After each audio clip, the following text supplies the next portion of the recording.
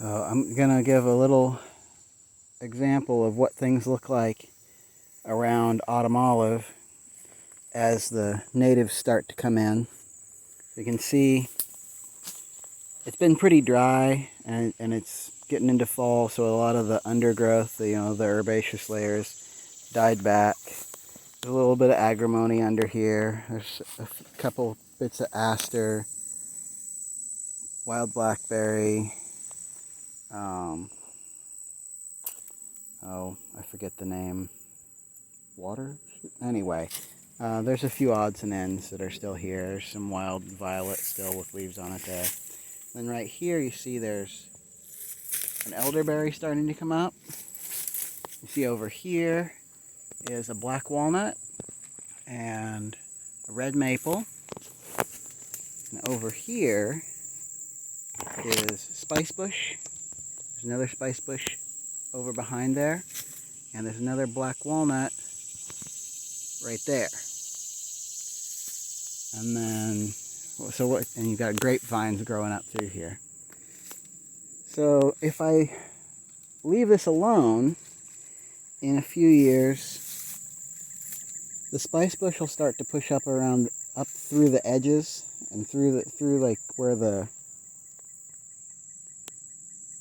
the branches arc out on the autumn olive. The spicebush will start to grow up through that and take over that space, and it'll start to constrain the autumn olive, and the black walnut and red maple will start to shade it more heavily, and it'll start to fade back. You'll see these long, big arc trunks will just die back, and you'll get to the point where there'll be just a few shoots that are pretty much straight up, and gradually even those will fade until you start to get stuff like these yearly shoots will keep coming up for quite a while, and then pretty much dying back every year or two as the spicebush and the bigger native trees start to take over. But since this is an area that I'm managing, that's not what's going to happen.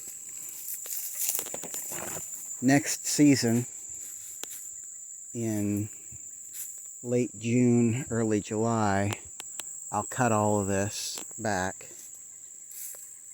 all the way back to the base. Just leave the smallest bits of it and dry it for tree hay, for fodder for the animals. And that'll speed things up a bit. The spicebush will grow significantly faster after this is opened up a little. This will be suppressed more quickly. Since I'm not growing apples in this area, I'll leave these two black walnuts over here. Although I'll have to put some sort of intermediate trees in between them and the areas where I do have apples over there and over there.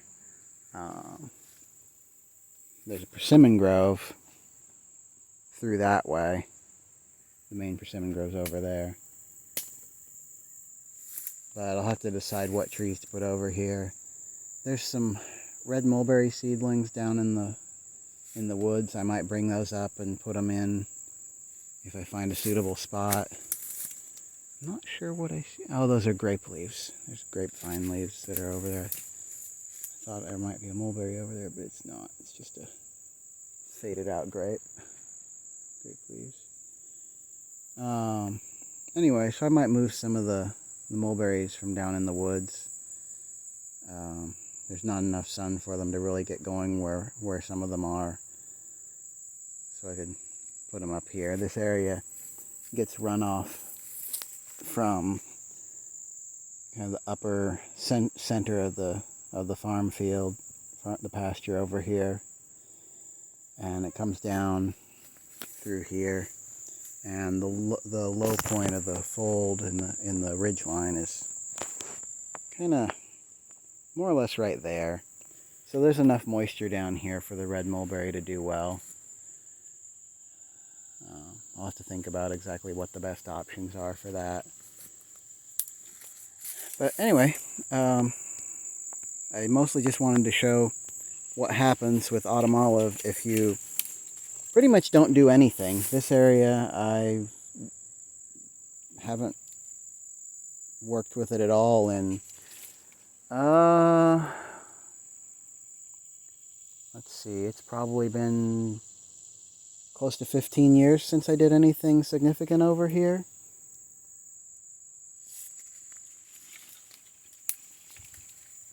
And like I said, as you can see, the native plants are starting to come up through. And this is an earlier stage than one of the areas I showed before.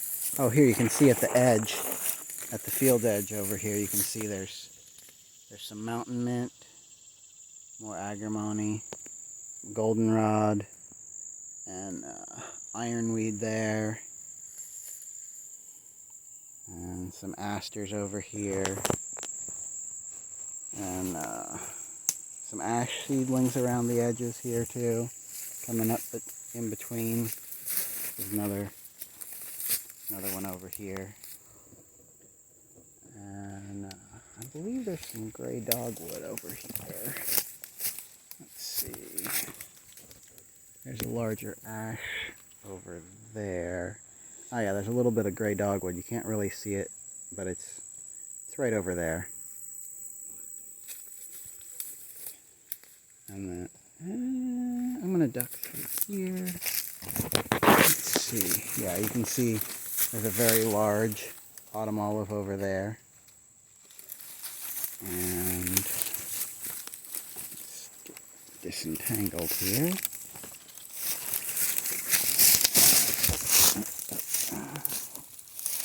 Let's see.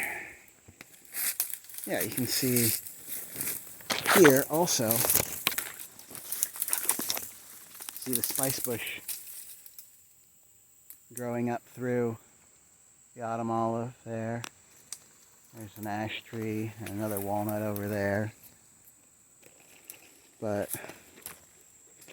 so yeah, this is what happens after they've been here for, you know, it takes about 15 years, I would say, before the spicebush starts to really grow up through and push back, and the autumn olive starts to die back from the edges. After about 25 years, you get areas where it's redbud and spicebush, and the autumn olive is basically gone. It's interesting to watch the transition.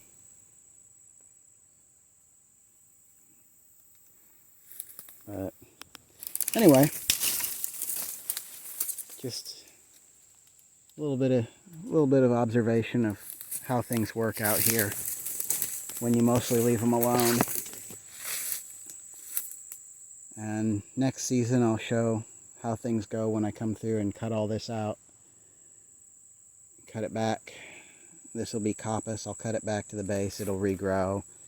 I'll let it go for 2 to 5 years, depending on how fast it grows, and then I'll cut it back again.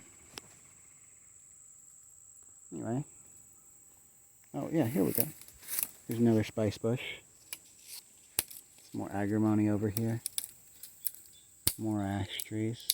Another black walnut over there. Here and there.